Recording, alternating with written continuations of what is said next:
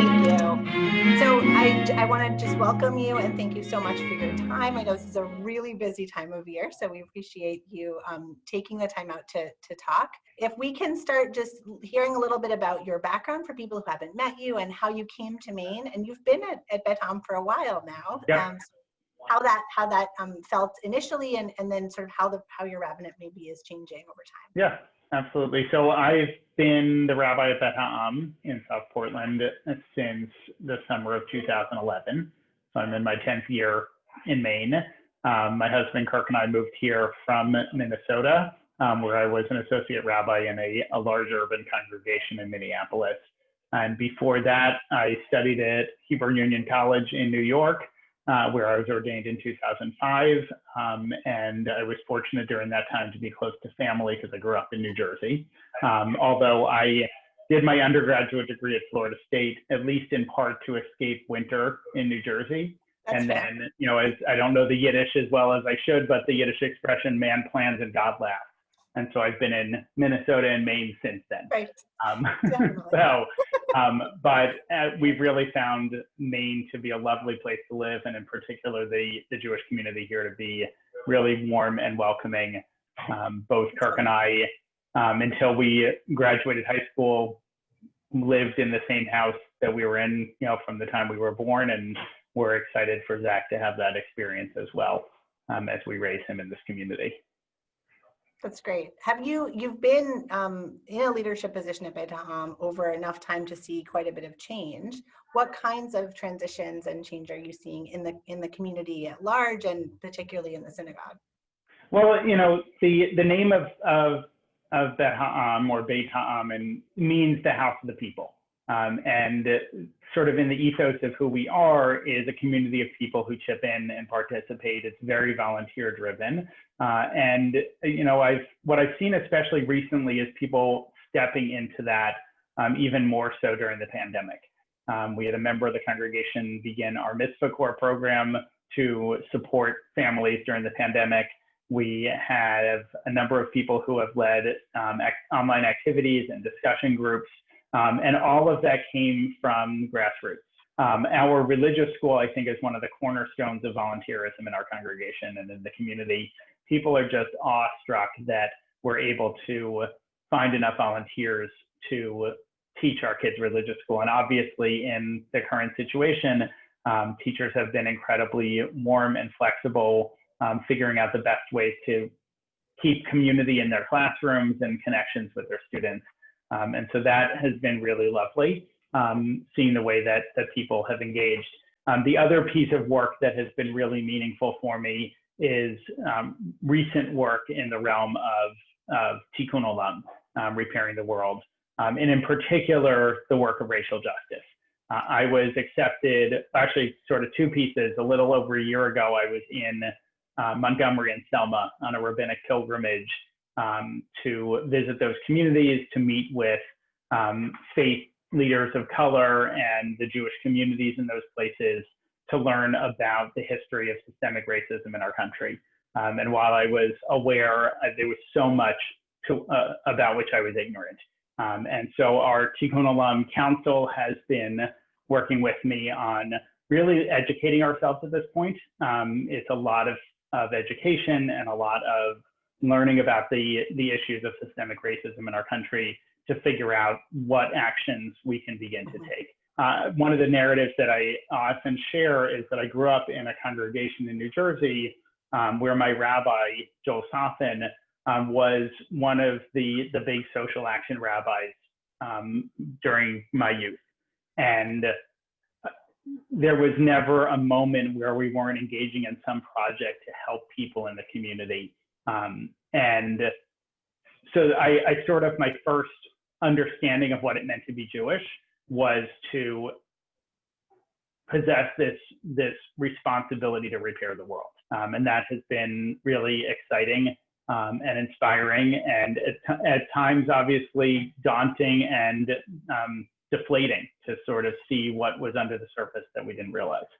Yeah, I mean, I think of you as someone who has been leading on these issues, for a long time. I think your you've brought them to the fore. You've continued to really be clear with people about the importance of understanding and unpacking what whiteness means, what privilege means, how we identify Jewishly, and understand our role in the ecosystem of race in this country. None of that is easy work to do. Obviously, it's been very much in the headlines this spring, and I think you saw a real reckoning that was new for a lot of people, but not so much for you, or actually for the congregation. As you think about maybe more people becoming more aware or understanding in new ways their own commitments to doing this work, what do you see as the next step for Beit Ha'am? What do you see as some of the roadblocks that people are facing? So, I think I'll start with the roadblock piece.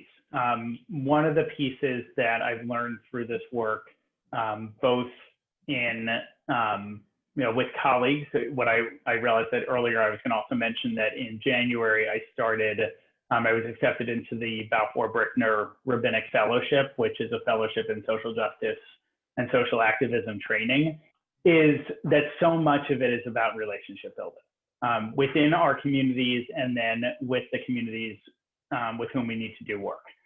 One of the best practices is one-on-one conversations about what matters with people. And the first thing you have to do is find enough people, have enough one-on-one conversations with enough people who can have those conversations with the congregation. We were presented with this metaphor at the retreat that kicked off my fellowship, that there are three, probably lots of ways to do this, but that there are three ways to engage in justice work.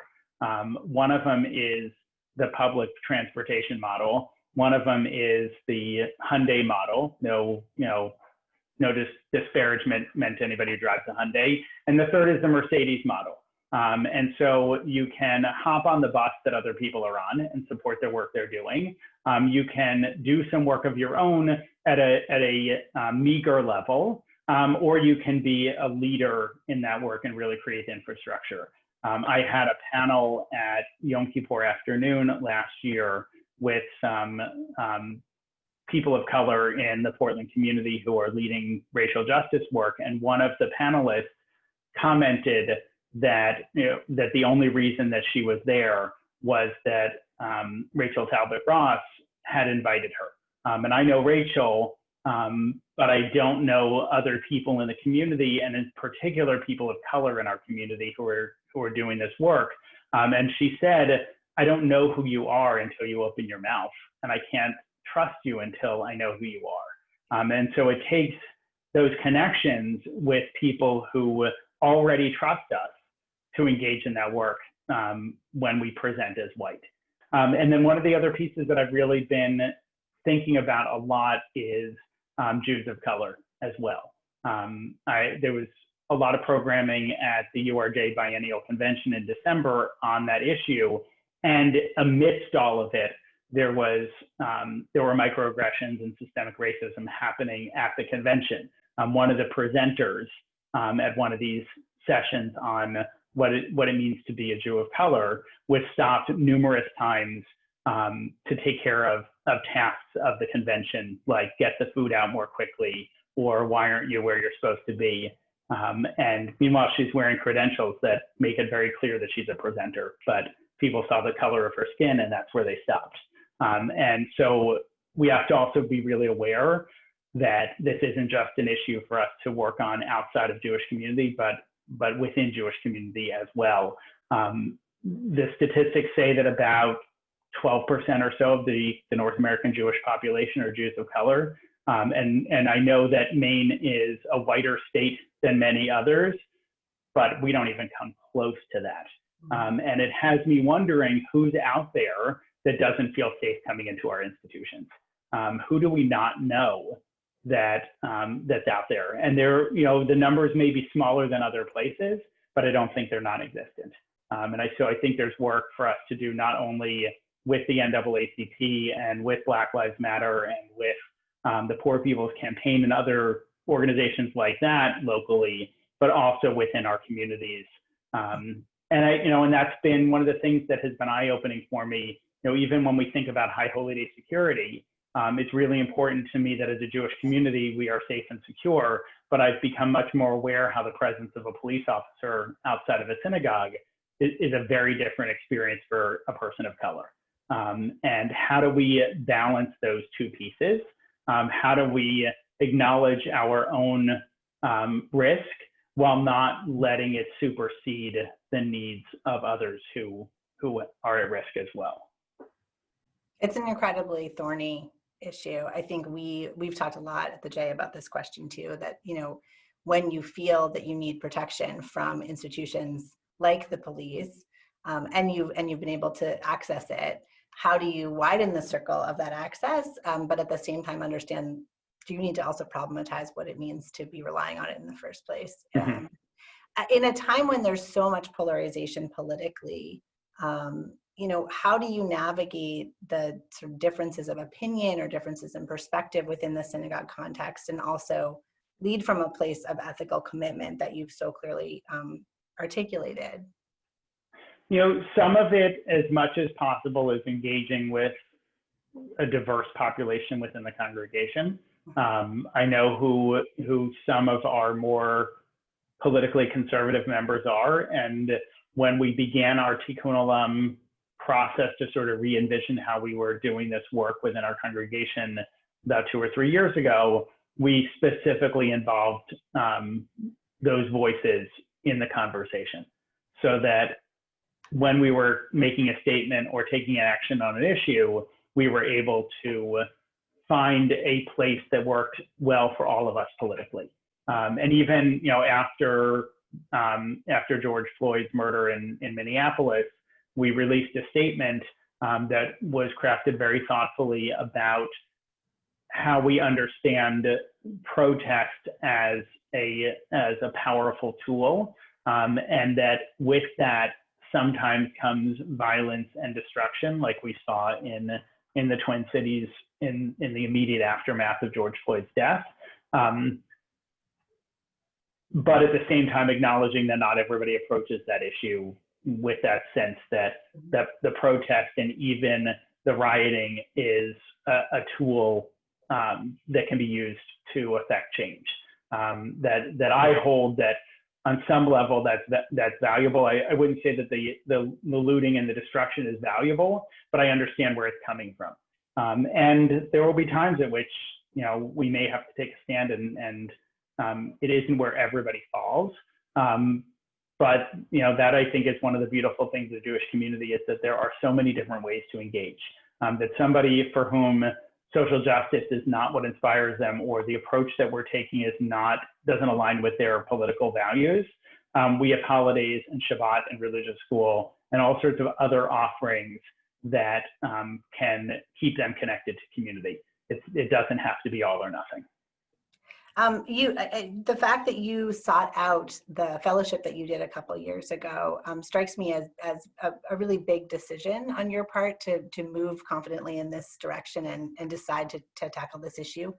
Can you talk about what led you to do that, sort of where that sat for you in terms of your commitments? So I think on some level, my becoming a rabbi sort of follows the same path. I can talk about that in a moment as well. I think on some level it came about without my realizing that it was happening. From my youth, being involved in social action projects with my home congregation to about, I think, if I remember correctly, I've taken 8 or 9 groups of teenagers to the Religious Action Center of Reform Judaism in Washington, D.C. to participate in political lobbying, to the point at which some of the regular staff at the RAC know who I am. I show up with a kid, or I make a phone call, and they know exactly who I am. And so I was tapped into that community. I participated in a Join for Justice webinar series, and then it really was the trip to Selma and Montgomery just over a year ago, and applications at that point were open for the Rabbinic Fellowship, or were about to be. And I had a few colleagues there saying, you really need to apply. And I think I was moving toward that for a while without realizing it. And so there are a few dozen of us, rabbis and cantors, and possibly some Jewish educators as well, I forget. And so we're meeting monthly. And what's been nice about that is that hasn't really changed in the pandemic. we were already, because we're all over the country, we were already going to be meeting on Zoom alternating months with cohort sessions where we brainstorm and figure out how to develop skills and move our congregations along. And then on the alternating months, learning sessions with scholars, both within the Jewish community and outside the Jewish community in justice work. And I'm excited to see where it goes. And what I recognize in it, especially by contrast with the Join for Justice piece earlier, is that I need a connection with others in doing the work. And ultimately, one of the expectations is that we'll bring a cohort of congregants to the consultation on conscience in April with the RAC. I am sure that if it can't happen in person, something will happen. And I've already had a few members of the congregation reach out to me and say the dates are on my calendar. I'm looking forward to being there. And so it's really, as I said earlier about those one-on-one conversations, it's really important that there's, individual connection to make this work actually happen. It's an incredible commitment. And I think you're certainly raising a generation of kids in the synagogue who understand this to be at the cornerstone of their Jewish commitment, just as you had when you were young. So that's amazing. That's always my hope. I remember sitting in a class, probably fourth or fifth year in rabbinical school, my last year or second to last year, and a colleague came in as we were looking at the horizon and knowing that soon we were going to be in congregations, and we asked him, tell us something you did that had the greatest impact on an individual. And he said, you don't know that. You have no idea. And I can't answer that question.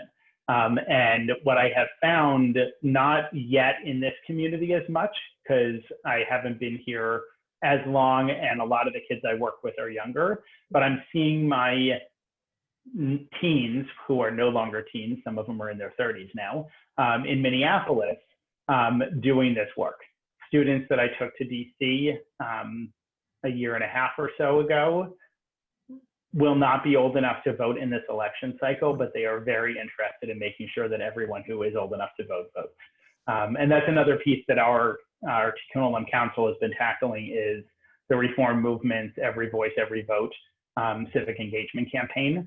And we sent out with our High Holy Day survey about how we were going to do High Holy Days, in the pandemic, an addendum about voting.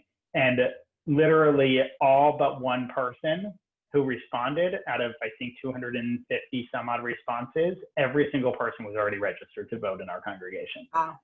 So the next step is making sure that people actually follow through. I really believe that we all have a religious and moral obligation. And that's been one of the foundations of Reform Judaism that has been so powerful to me. The early founders of our movement really felt that the ritual laws of Judaism were no longer relevant. The beauty of Reform Judaism is why there's no ED on the end of reform, is that it's ongoing change. So those rituals we've now, some of them we've re-envisioned, some of them we've reclaimed, some we've realized are valuable, but we've never lost sight of what the early Reform rabbis emphasized, which are the messages, the prophetic text, and the text of justice. What has been interesting for me at Bet Ha'am is my last congregation, my role was almost exclusively youth work. And it's really easy to tell a bunch of 14 to 18-year-olds, let's go do this project and make the world better. Change the world. They're there. Yeah. As long as they can get a ride, they'll show up. It's a little harder to organize adults, not because adults are more challenging, but because adults have other responsibilities. And my rabbinate at Bet Ha'am is very different because it's not some of the B'nai Mitzvah and some of the weddings and some of the funerals. It's all of the B'nai Mitzvah and all of the weddings and all the funerals and all the worship, which is also really important to me. But what it's taught me is how much more important it is for me to empower people in the congregation to do those things, to engage in the justice work, but also to find their spiritual path. And the first time that Kirk and I came to Maine together, I was here in December of 2010 for an interview, and then we came back in February of 2011, and we came to a Shabbat service, and Jake Wasserman, who at the time was a senior in high school, was leading worship. And there was a little bit of the new, the potentially new rabbi is coming, and we've got some teenager leading the service. What they didn't know at the time was that's what sold me. Yeah. Like, if this was a congregation that would put a teenager in front of the whole congregation and feel confident in having educated him well enough to lead the congregation of worship, that's the place I want to be. I wonder, you've alluded a little bit to changes under COVID and some of the things that the congregation has done to respond to this moment. As you think about high holidays, I know lots of plans are still coming together for many congregations, but what can people expect at this point, as far as you know? Mm-hmm. So at this point, all of our high holiday programming and worship is going to be online. There's a beautiful poem by Trisha Arlen that is called If I Let It. And it's about what Shabbat will do if I let it. And Shabbat's always there, whether or not we engage with it. The question is, what are we going to allow Shabbat to create for us by creating Shabbat for ourselves? Our worship services for High Holy Days are going to be on Zoom webinar or pre-recorded.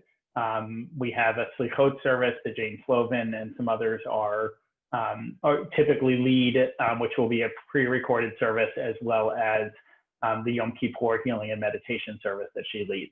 But a lot of other stuff we're going to be doing live on Zoom webinar, but we're going to create what we keep calling, behind the scenes. I don't know what they'll be called publicly, but hallway conversation moments.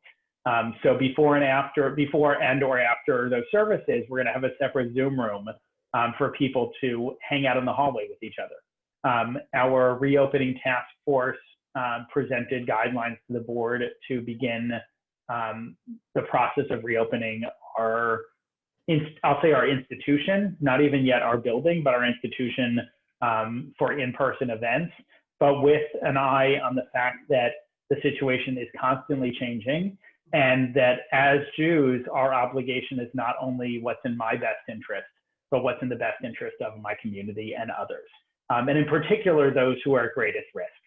So as we figure out what in-person events and reopening our building looks like, our eye always has to be on who's going to be at the greatest risk and how do we make sure that that person is safe in what we're doing. So when we are able to be in person again and life is whatever the new normal looks like, we'll continue to be live streaming or broadcasting our worship in some way.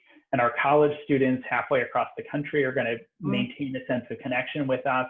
Our homebound, whether it is temporarily because of illness or injury or long-term, will have a sense of connection with us. And people who love our community who don't live anywhere near us anymore. I think one of the really beautiful things about Judaism is that we are a tradition, not only Reform Judaism, which has change in its name, but all of Judaism is about adaptation and growth. It's really inspiring. And I think, the question of accessibility and really understanding better the ways in which business as usual isn't necessarily accessible for everyone and has historically created barriers is one of the maybe few, but the things that I think we've learned through this and can help us change moving forward, even when we can gather in person together to make things more accessible is really important. I've been asking rabbis to just share, as we look for comfort, as we struggle sometimes to put together a framework where things make sense in a time of really rapid change and challenge. What are you looking to? What do you suggest that people focus on to try to move forward? One of the most powerful ways for us to get through this is not just to find your own happiness, but how can you impact the happiness of others? There's a beautiful passage in the prayer book that Bet Ham uses for in houses of mourning in Shiva Minyanim. That is it's a piece by Albert Einstein. He has this line in it that it's about the sense of that my happiness is inextricably bound up in theirs, and that if I can do work that makes other people happier, that meets their needs, that takes care of them, that I'm going to reap some of that benefit. my life is not going to feel as overwhelming if I'm able to make someone else's life better. And I think the more we can do to create and support others, create for and support others, the greater improvement we're going to see. I remember when I first came to Maine, one of the first people I had lunch with was Rabbi Braun.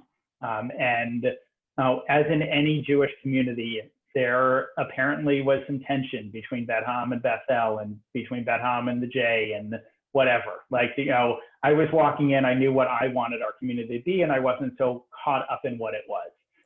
And she said to me, you should be aware that some of this is out there. And I said, okay. And she said, but what you need to know about me is that I believe a rising tide raises all ships.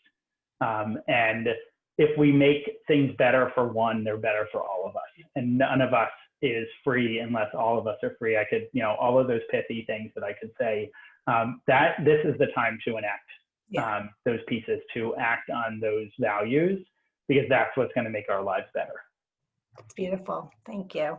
I'm curious about whether you found some fun things to do, some new places that you go for inspiration or for information that are more in the fun, entertaining realm.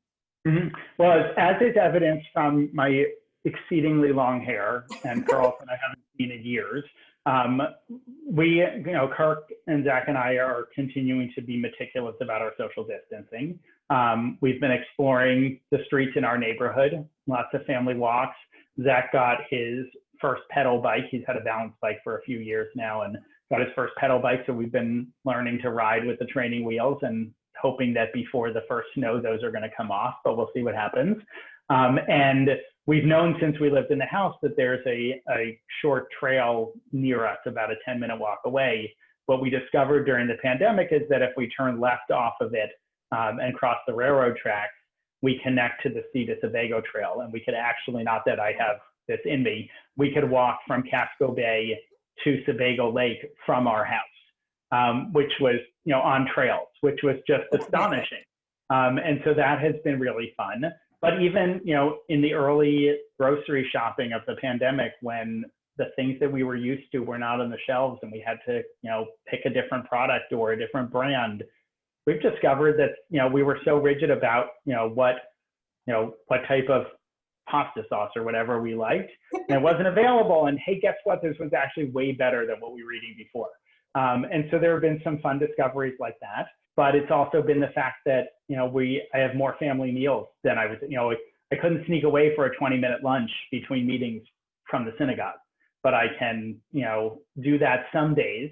And then there are other days like today where before we started talking, Zach and Kirk were having lunch in the kitchen and I could hear them and I'm here in the dining room working, but I get to hear his voice in the background. And that's been a delight as well.